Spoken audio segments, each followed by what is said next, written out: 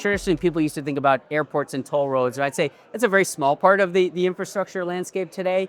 A lot of those mega trends are being driven by technology, digitization, whether that's telecom infrastructure so that our Wi-Fi works better, or data centers driven by AI. Those are all places that have tremendous capital need with very long-term sticky contracts and good revenue visibility and all those things. So these are some really good ways to be able to play on the theme without having that same risk profile of some of the other areas like venture capital, which might be a higher risk profile.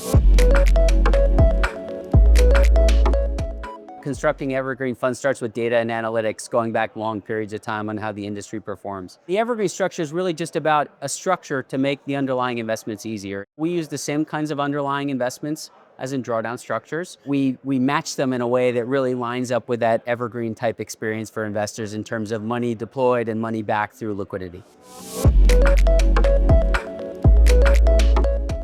Tremendous need for capital in the infrastructure space overall, driven by a number of themes. Our specialization as a firm is really the middle market globally. As the large end of the market has attracted capital, there's been a shortage in the middle market, and that creates tremendous buying opportunities for groups with resources and expertise and relationships in that part of the market. In the middle market, one of the really nice things about owning assets is there are many more ways to exit these assets. They could be to strategic buyers, they could be to other infrastructure players. You're starting at a smaller base. And so that theme at the larger end of the market plays into the strength of the middle market exit opportunity set and overall themes.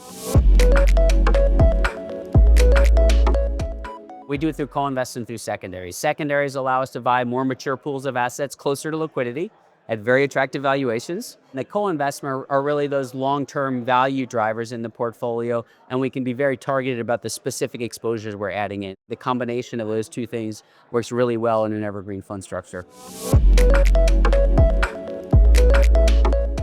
The two biggest challenges in the private wealth market for our asset class are education and awareness. iCapital has been a tremendous partner for us going back half a decade now. For the end client, being able to see all of their assets together in one place and understand that they have a portfolio that meets their needs is really the key.